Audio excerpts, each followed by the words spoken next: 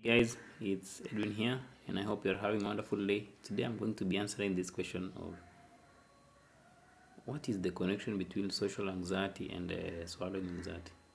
Because I've seen people share that, hey, I'm afraid of going to eat out with friends because I'm afraid of choking. Yeah, and let's talk about the two aspects to this. There's the logical aspect, and then now the kind of the deep aspect. So the logical aspect is when you are afraid of choking or when you have swallowing anxiety, what happens is one, you'll be choosy with your meals because you may want to blend your meals. You may be only like comfortable. You may be only comfortable with eating some certain meal. So when you are really choosy with your meals, it will mean that the thought of going out there, going to that cafe or that restaurant to choose a meal with your friends could be is a very daunting task. So you'd rather just choose to stay at home because at home is where you feel comfortable with the kind of food you eat. So in that one instance, you've avoided that social interaction with your friends, right? And then the other thing is the fear of choking in itself. This fear of choking in itself is like because you are afraid of choking, you are embarrassed that your friends will see you in a weird way because something about habits or something about some of our fears is just because other people are not encountering the same fear. Like people are just eating normally, like of course you'll be ashamed that what's wrong with you. You'll be wondering like what's really wrong with you, and then the same friends as well will start asking you, hey, it's just eating. Like yo, it's eating. It's very simple. Just put it in your mouth.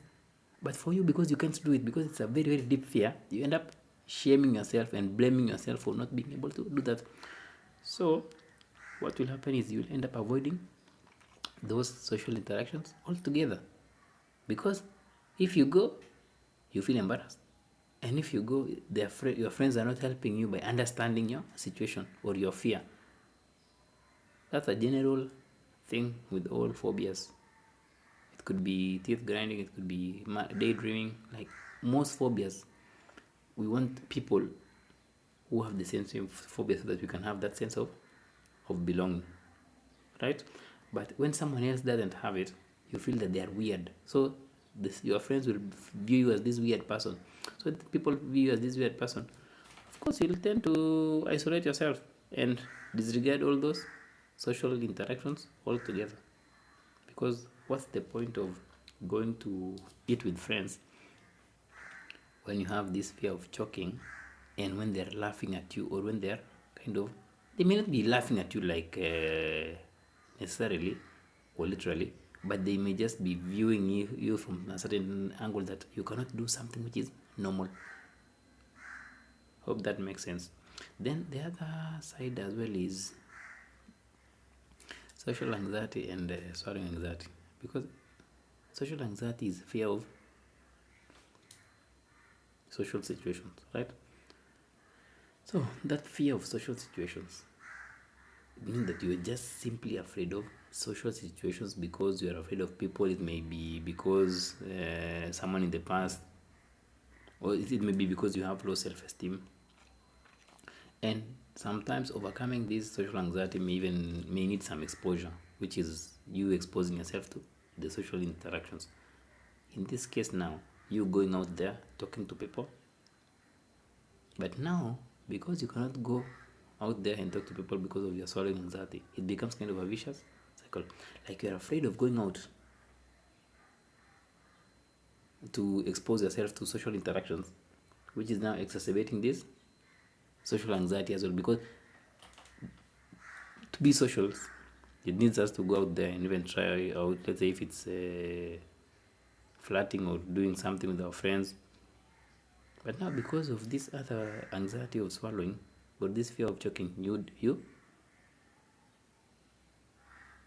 don't want those social interactions, so you end up not going there. So instead of your social anxiety now like getting better, it gets worse. That's why most people who have a fear of choking, when you ask them questions, you realize that they are isolated, right?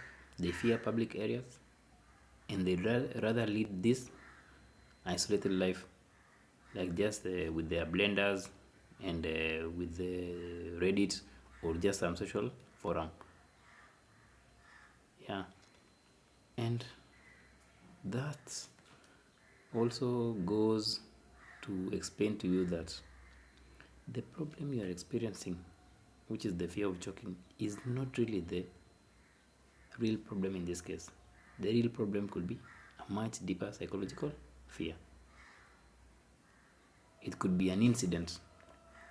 Let's say it could be you had an abusive past, for example, and then this abusive past, you were staying with someone who just instilled a lot of fear in you, Let's say they were talking ill about the way you eat. Let's say they were telling you like, hey, you're not chewing well.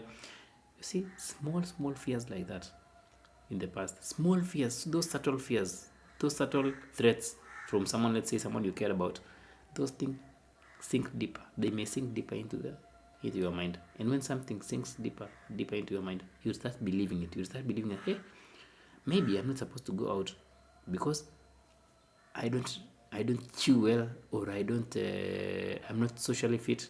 So only that in itself may develop the fear of swallowing, and also may develop social anxiety. That's why some of our problems actually, they hold hands with other problems. You may think that your problem is just fear of choking, but if you look at your other space areas in your life, let's say you may be having low self-esteem, you may be having social anxiety, or just other things which are forming around this fear, simply because a root cause of a fear may develop other fears around it. Hope that makes sense. Like my mentor normally tells us that problems hold hands with other problems because it's coming from the same mind. And something about the mind is it always calculates, replays scenarios, puts you in thought loops, and all other kinds of things. So that's why by dealing with the root cause of the fear, which is the fear of choking or even fear of social anxiety, you get to the point where you trust yourself, like you are worthy enough to take care of yourself. Like you are worthy enough, you are normal. It's like you're getting to the point where you understand that you are normal. But as you are operating now, because of all these fears, all social anxiety, fear of choking, you are now operating from this stance of abnormal. Like your system is not acting normally. And when your system is not acting normally, a lot of things around you will not seem normal. Hope that makes sense. But by now, dealing with the root cause of the problem, or bringing the system to normal, other things around you will seem normal. Hope that makes sense, guys. If you didn't understand this, maybe you can rewatch it again, and feel free to ask me any questions. And yeah, you're not alone in this, and you can overcome it. And the moment you overcome it, other areas in your life will become better. It's not just about blending the food. That is just a small aspect of it. It's about really understanding what is the source of all these fears. Until next time, have a nice day.